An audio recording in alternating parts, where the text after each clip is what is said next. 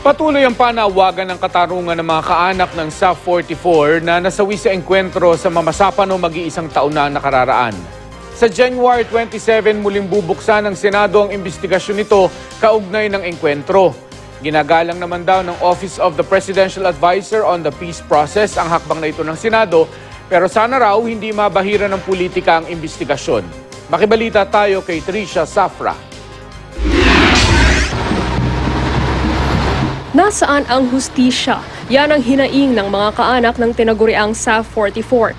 Ang 44 na miyembro ng PNP Special Action Force na nasawi sa madugong engkwentro sa Barangay Tucanalipaw, Mamasapano, Maguindanao, mag-iisang taon na ang nakararaan.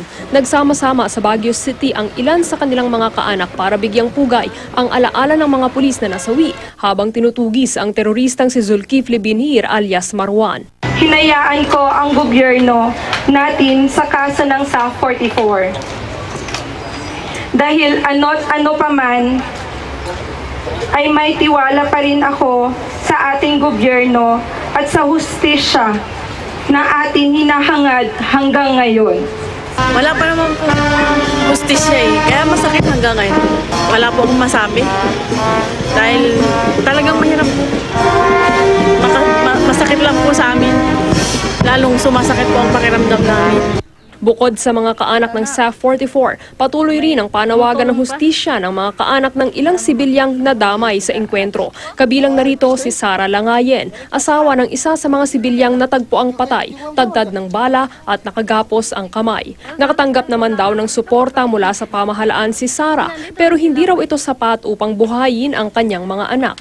Sa January 27, 2 araw matapos ang unang anibersaryo ng madugong engkwentro, muling bubuksan ng Senado ang investigasyon kaugnay nito. Si Senate Minority Leader Juan Ponce Enrile desidido umanong patunayang si Pangulong Noynoy Aquino ang dapat managot sa insidente. Nakahanda na raw ang kanyang mga tanong na hindi na ibato ng mga kapwa niya senador noong unang dininig ang kaso. Hindi nakadalo noon si Enrile dahil nakadetine siya sa PNP General Hospital sa Camp Crame para sa kasong pandarambong kaugnay ng pork barrel scam. Itong mga ilalabas ko hindi lumabas doon sa sa investigasyon na ginawa ng Senadora Grace. Nasa harapan nila pero hindi nila na-appreciate ang significance ng mga impormasyon na yun.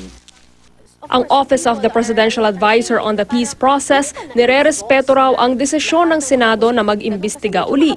Pero sana raw hindi mabahira ng politika ang investigasyon at maging ang pagpasa sa panukalang Bangsamoro Basic Law na nabinbin matapos ang engkwentro sa Mamasapano. We're hoping that the wisdom, yung kailangan siguro sa panahong ito talaga yung big picture ang tinitingnan. No? Correct. Yung farsightedness, hindi yung kung ano lang ba ang pang-eleksyon. Dahil sa totoo lang, itong batas na ito, hindi lang pang ngayon. Talagang it will affect the future of the Bangsamoro.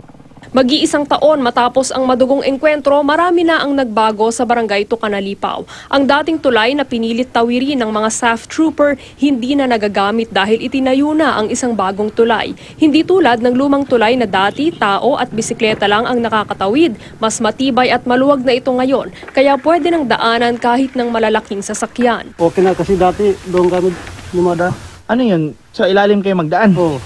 Sa tubig? Oo. Ngayon? Dito na. Ang mga isa na minsang nadiligan ng dugo dahil sa engkwentro, tinataniman pa rin ng mga residente.